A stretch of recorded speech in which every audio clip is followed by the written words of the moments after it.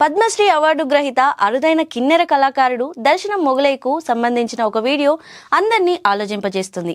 తెలంగాణ గర్వించదగ్గ జానపద కళాకారుడు పద్మశ్రీ దర్శనం మొగలయ్యకు గొంతు విప్పితే కిన్నెర మెట్లు పరవశిస్తాయి. కానీ అదే కళాకారుడు హైదరాబాద్ వీధుల్లో తన ఆత్మగౌరవం కోసం పరితపించడం చూసి యావత్ సమాజం కలత చెందుతుంది. హైదరాబాద్ ఎల్బీ నగర్లోని ఓ మెట్రో పిల్లర్పై ప్రభుత్వం ఆయన గౌరవార్థం అద్భుతమైన చిత్రాన్ని వేయించింది.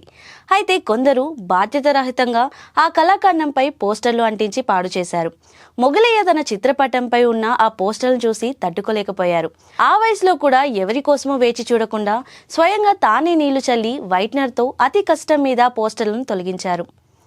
తన ముఖంపై అంటించిన ఆ కాగితాలను ఆయన తుడుస్తుంటే అది కేవలం ఒక పెయింటింగ్ను శుభ్రం చేయడంలా కాకుండా తన ఉనికిని తాను కాపాడుకుంటున్నట్లుగా అనిపించింది. ఈ వీడియో వైరల్ అయింది. ఈ ఘటనపై స్పందిస్తూ ఆయన అన్న మాటలు ప్రతి ఒక్కరిని ఆలోచింపజేసేలా ఉన్నాయి. నగరాన్ని అందంగా ఉంచుకోవాలి, కళాకారులను గౌరవించాలి, ఇలా పోస్టర్లు అంటించి అందమైన చిత్రాలను పాడు చేయకండి అని ఆయన వేడుకున్నారు.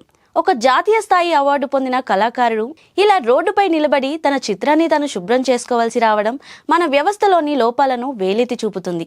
12 మెట్ల కిన్నెర వాయిద్యాన్ని ప్రపంచానికి పరిచయం చేసి పద్మశ్రీ పురస్కారం అందుకున్న మొగలయ్య పట్ల ఇలా అగౌరవపరచడం మర్యాద కాదని నెటిజన్లు ఆగ్రహం వ్యక్తం చేస్తున్నారు. నగర అందాలను కాపాడాలని జీహెచ్ఎంసీ అధికారులను కోరుతూనే కళను, కళాకారుని గౌరవించడం నేర్చుకోవాలని విజ్ఞప్తి చేస్తున్నారు.